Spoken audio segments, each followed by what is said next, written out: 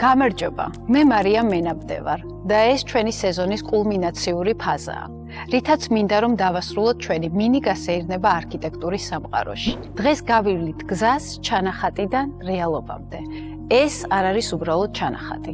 ეს უფრო არის ადამიანის წარმოსახვა, რომელიც შემდეგ რეალობად იქცევა. ეს ჩანახატები ეკუთვნის ზაჰა ჰადიდს 21 საუკუნის ავანგარდის არქიტექტორს, რომელმაც შეცვალა ჩვენი წარმოდგენა არქიტექტურაზე. მისი ჩანახატები მხოლოდ ტექნიკური ნახაზები არ არის.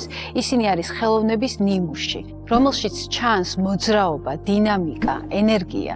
წარმოიდგინეთ, მე-20 საუკუნის 70-იან 80-იან წლებში, როცა კომპიუტერული დიზაინი ჯერ არ არსებობდა, ზაჰა ხატავდა ისეთ ფორმებს, რომლის აშენებაც შეუძლებლად მიაჩნდათ. მას ეძახდნენ ქაღალდის არქიტექტორს.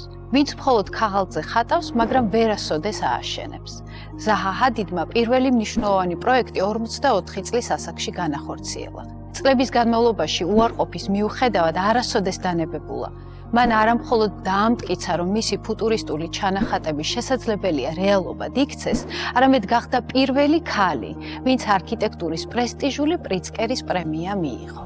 როდესაც თანამედროვე არქიტექტურაზე ვსაუბრობთ, რთულია გვერდი აუაროთ მას.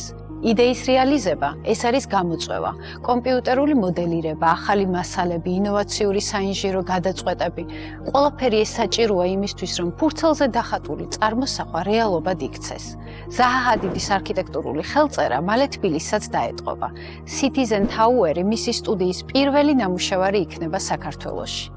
და ბოლოს, გახსოვდეთ, ყოველი არქიტექტურული შედევრი იწყება ერთი მარტივი ხაზით, ჩანახატით. მოკლედ სულ ეს იყო, ჩვენი ბოლო სასაუბრო თემაც სიმბოლურია. დავასრულეთ იმით, საიდანაც იწყება არქიტექტურა. სეზონის განმავლობაში ვნახეთ, როგორ გავლენას ახდენს არქიტექტურა ჩვენს ცხოვრებაზე, ჩვენს განწყობაზე, ჩვენს იდენტობაზე. არქიტექტურა ეს არ არის მხოლოდ შენობები, ეს არის ენა, რომელზეც მეტყველებს ჩვენი კულტურა, ქალაქი, ისტორია და მომავალი. დიდი მადლობა, რომ ამ სეზონის განმავლობაში ჩვენთან იყავით. მომავალ შეხვედრამდე.